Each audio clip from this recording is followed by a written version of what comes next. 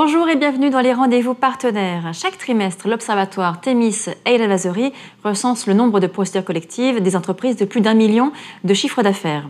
Pour analyser les dernières tendances, nous recevons Benoît Desterac, directeur général de la Banque Thémis. Bonjour.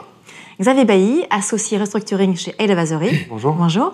Et Déborah David, associée en droit du travail. Bonjour. Bonjour. Alors Benoît, quelles sont les dernières tendances? Les dernières tendances sont à peu près celles qu'on avait indiquées. Sur le dernier trimestre, la hausse est de 12% par rapport au même trimestre de l'année dernière. On est à 329 défaillances d'entreprises. Premier trimestre, moins 9. Deuxième trimestre, plus 1. Troisième trimestre, plus 12. Finalement, ça fait quelque chose de très stable par rapport à l'année dernière, mais avec une très forte augmentation des défaillances d'entreprises de plus de 20 millions d'euros de chiffre d'affaires, plus 58%. Et là, je pense qu'il y a un signal. Ouais. Alors, comment est-ce qu'on peut analyser ce mouvement en hausse des défaillances d'entreprises de plus de 20 millions de chiffre d'affaires? On a vu notamment au cours de l'été un certain nombre de très grosses défaillances. 3 dans le tourisme, je pense à Aigle Azur, à XL Airways, à Thomas Cook. On pense aussi au retail qui souffre encore et toujours avec l'ouverture de sauvegarde d'Orchestra. Et donc quelques ouvertures de procédures assez massives, assez emblématiques et qui font probablement envoler un petit peu les statistiques, en tout cas sur les plus de 20 millions d'euros. Qui sont assez notables. Y a-t-il un effet conjoncturel ou c'est vraiment plus lié à chacune? En fait, on a la combinaison des deux. On a à la fois des branches d'activité qui souffrent particulièrement. Je pense au retail, on en parle depuis longtemps. Le voyage, 3 d'un coup, c'est assez impressionnant.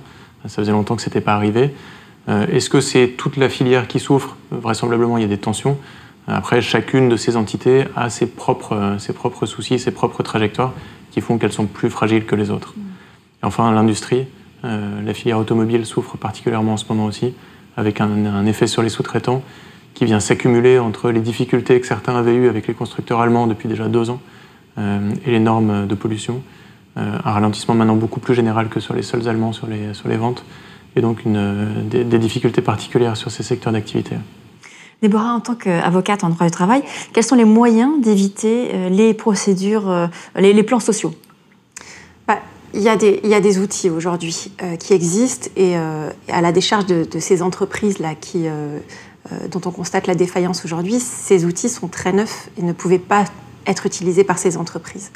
Quels sont ces outils? Ce sont des outils d'anticipation qu'il faut prendre à froid. On ne va pas attendre d'être devant le mur et d'avoir des difficultés économiques telles qu'on est contraint finalement de mettre en place un plan social. On va anticiper bien en amont, on va regarder, on va se mettre autour de la table avec les partenaires sociaux, les organisations syndicales, on va faire une cartographie des métiers au sein de l'entreprise pour vérifier quels sont les métiers en tension, quels sont les métiers d'avenir, quels sont les métiers qui méritent une formation complémentaire, et on va offrir aux salariés concernés toute une série de mesures qui est parfaitement adaptée à leur situation et leur position. Ça ne veut pas dire que coûte que coûte, on va conserver ces salariés au sein de l'entreprise. On peut prévoir, dans le cadre de ces accords qu'on appelle des accords de gestion prévisionnelle des emplois et des compétences, on peut prévoir des départs aussi au sein d'autres entreprises, mais uniquement sur la base du volontariat.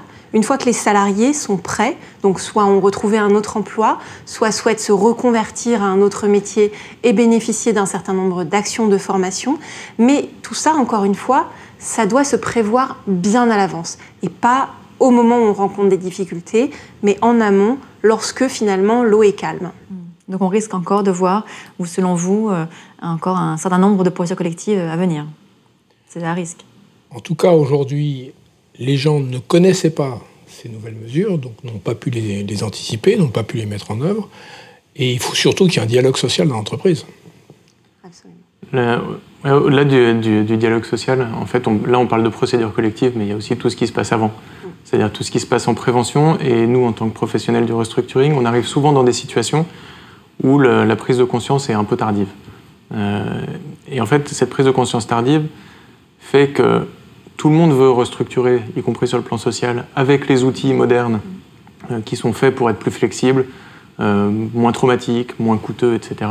Sauf que ces outils-là sont faits pour être anticipés. Or, quand on arrive face à une situation de restructuration, même en amont de procédure collective, si on parle de fermeture de site, d'arbitrage sur un périmètre d'activité, etc., en général, il n'y a pas tellement d'autres solutions qu'un PSE, avec tout l'aspect traumatisant et l'aspect extrêmement coûteux qu'on leur connaît. Un dernier mot pour conclure? On a toujours parlé de prévention. Je pense que Déborah nous a parlé d'anticipation. L'anticipation, bien entendu, aujourd'hui, on dispose d'outils qui n'existaient pas auparavant. Il faut se les approprier, il faut que les dirigeants en soient conscients, les partenaires sociaux aussi, mais surtout les dirigeants d'entreprise doivent anticiper le social aussi bien qu'ils anticipent tout l'aspect financier. En général, lorsque ça va mal ou qu'on sent que le vent tourne, on va s'occuper de faire une restructuration financière et on ne s'occupe pas nécessairement du social par crainte ou par risque finalement social.